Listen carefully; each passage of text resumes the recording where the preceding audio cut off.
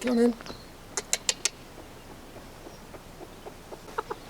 Come on, in the garden.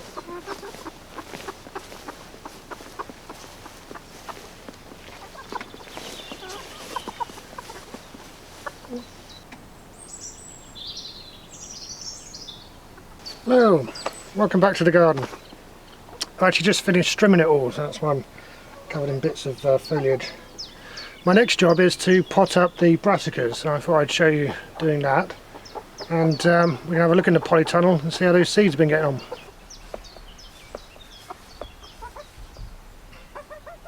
Why are you not even in here? Go on, there we go. Go. Go, go. See you in a bit. Right, we'll start with the leeks. They've sprouted very nicely. This is the first time I've ever tried growing leeks because, well, frankly, leeks seem like a lot of work for only one plant per pot, if you see what I mean. I'll try to explain what I'm on about. So I put all the seeds in here. They've now sprouted. I've got to put each one of these sprouts into a pot like this.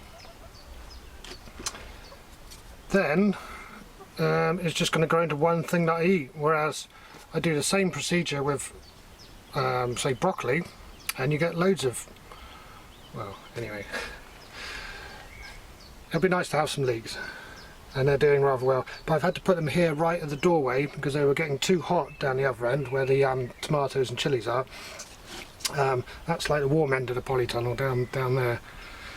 So yeah, I brought them up by the door, and they've doing a lot better. These are courgette plants, and they're doing very well. So I wait until the roots are starting to come out before planting them. So yeah, you can just see the roots are just showing there. So not long now, and that will have to go out in the bed. This group here are all pumpkins, and they're romping along as well. Not quite ready yet, but doing really nicely. In contrast, same family, this is Butternut Squash, doing terribly in comparison. Of all these pots that I put seeds in, I mean, not even all of them are germinated. There's one just poking through there on its way. But yeah, a pretty poor showing really for the Butternut Squash. Hopefully they'll catch up. Over here we've got broad beans, a bit similar really. I put a bean in each one of these sections here, and yeah, not all of them have even come up. These two here were the rogue plants that were in the tomatoes, and I suspect they're pumpkins from pumpkin seeds from last year that yeah, just fell in the compost, but they'll be planted out. Over here, French bean, nothing at all. Now this is really unusual, this lack of germination that I'm showing you, and I'm wondering if it's down to a change in seed supplier. Yeah, we'll see. I'm not going to name them because I don't know for sure, but it seems odd. Anyway, the tomatoes are doing fine over here, so I just sprinkled a few seeds in here, and there's quite a lot going on. I'm doing 3 types of tomatoes this year to see how they do in this new polytunnel, and how they do. I think at least one of the varieties is an outside one, so I'll go outside at some point. In here then, chili peppers, there was nothing at all last time we looked. This is sneaked in from next door. That's a calabrese, that shoot, and the one behind it. But here, these are chili plants. You can see the seeds are just on top of the shoot there. They'll fall off soon, but yeah, doing fine. And over here, aubergines, quite a few. There were some early ones sprouting through, and then we've got a load more here on the way.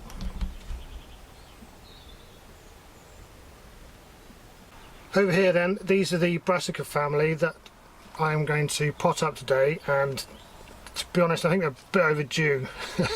I could have done this quite a few days ago. It's fine, they'll be okay. That's what I'm going to do in a minute. First let's have a quick look at these. So we've got another type of tomato here. and they're doing fine. Over here we've got moneymaker tomatoes.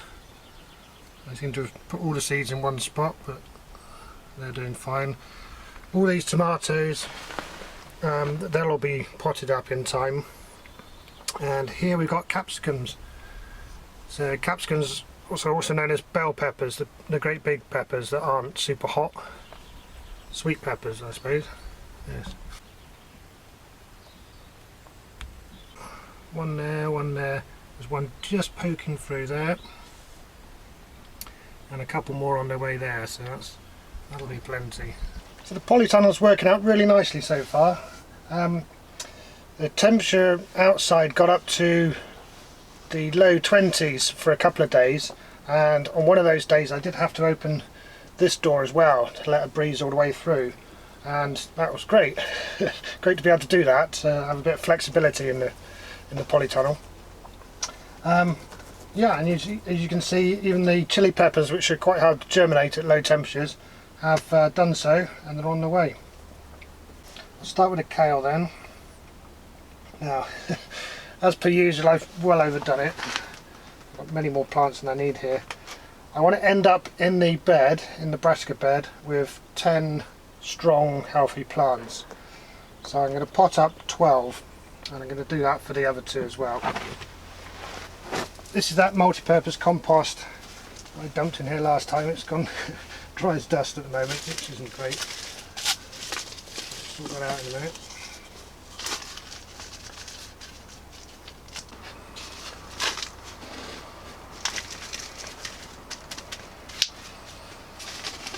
Here we go then, kale. So that's this half.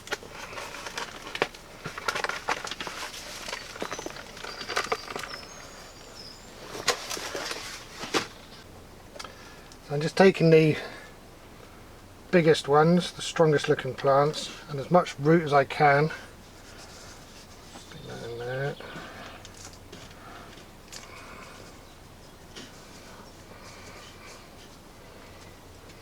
There we go. So what I'd normally do is poke a hole with my finger and stick it in there, but this stuff's so dusty at the moment, so dry, that yeah, I'm going to do it like that. Take a bit out and then stick the seedling in with as much root as I can get, and then fill it up. It's obviously quite traumatic for any plant to be transplanted. So the key is to, as with trees and everything else, to not let the roots be exposed for any period of time, and try not to damage them too much.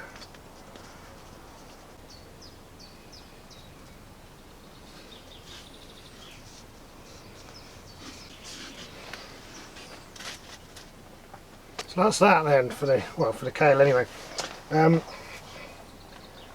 Normally I'd pot up a load more. I'd pot up the best of the rest, as it were, and then I'd give them away or swap them, but not this year.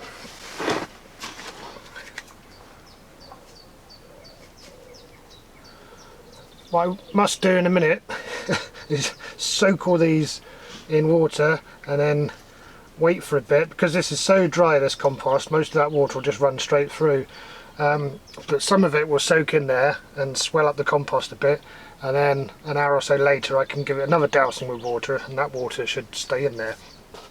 Then they'll start to recover. So you see they're all flopping about all over the place. By tomorrow they'll start looking a lot healthier, and then, well, I was going to say once they realise they've got some space, but you know what I mean, they'll start getting on with it properly. So I'm going to pot up the purple sprouting and the calabrese as well as the kale. I'm not going to film that because it's going to be exactly the same process you've just seen. But once I've done that, we'll have a look around the rest of the garden and I'll bring you up to date out there.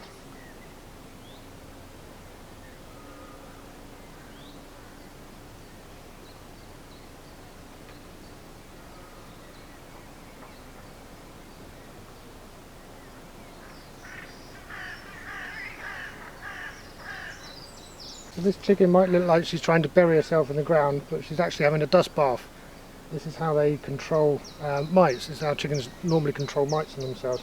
I'll burrow down in dusty soil like this and chuck it all over themselves. Let's start here then at bed number 1 on the top of the hill. So this is all the potatoes in here. First half of it, from where I'm standing, is second earlies, and then the second half there is main crop. Second earlies should be ready late summertime-ish. You can probably make out that I've put on all the extra soil that I was on about last time, and that's soil that's been made from the horse poo that I just left for 4 years in a container.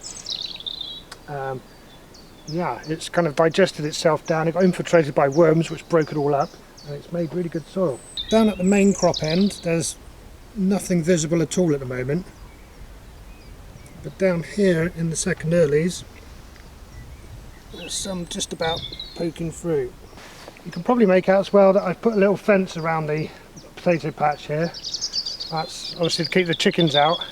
They're not interested at all in the potatoes, but the freshly tilled soil is irresistible to them, and they're going through that, and as they went through they're just discarding potatoes left, right and centre. So even though I put the potatoes back, they're not going to be in nice regimented rows anymore. But yeah, there we go. In bed number 2 there's nothing. We've been through and weeded it. This is ready for all the brassicas to go in once they're bursting out of those pots that I've just stuck them into. Over here in bed 3, this is where we started with the carrot seeds, which got crowded out somewhat by the weeds, and then I've planted up to the end of this bit of enviromesh here. I haven't actually looked under here in about a week. Put this off and have a look. I haven't even watered it actually, which I should be doing by now. Right, ignoring this bit, which is those 2 rows of carrots, although there may be some carrots in there somewhere, but they've been well drowned out, I think. This will probably be more sensible to start again on that bit. Here then we've got peas, and another row of peas. Yeah, what we've got there. This is onions, and there are a few coming through there. So this is big onions, let's call them. Beetroot, and they're coming through quite nicely. And this is spring onion here, which is doing really nicely. And then lastly at the moment we've got lettuce, which is actually mixed salad leaves. We have some plans for the other end of this bed. I'll put up my bean poles and have beans and peas grown up them for like... So you put that down there? Down there, yeah, if you don't mind. Don't mind. Finally on the big bed, this is bed number 4, and this has got all that poo that was in the dumper I've chucked onto there, or I should say we've chucked onto there, and that's going to settle down now, and it'll all be ready for those squash, the squash family. So the pumpkins, butternut squash and the courgettes will all go in there in just a few weeks' time, I think. As far as these other smaller beds go, we've got garlic on the go in here. It's doing well, although it is being crowded somewhat by all these weeds. But I don't really want to weed in there because then I'll disturb the garlic. We've got strawberries in here. Now they are romping along. And here in the corner we've got some forget-me-nots. Didn't plant those, they just turned up by themselves. They do add a nice splash of colour. And in that top one there, that's going to be for a load of plants which Becky is bringing on at the moment. Just potting them up at her place. And I think it's chard and spinach we're going to put in there.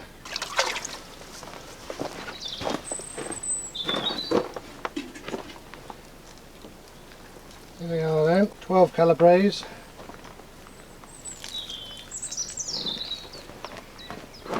12 kale.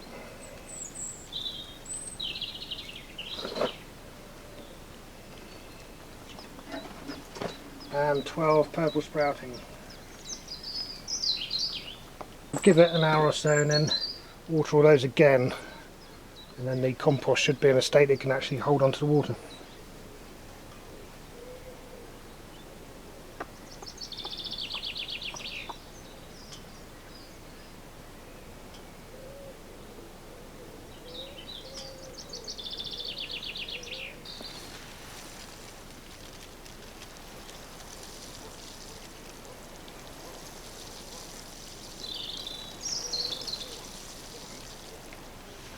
So I'll cover it up straight away. The chickens will be straight on that.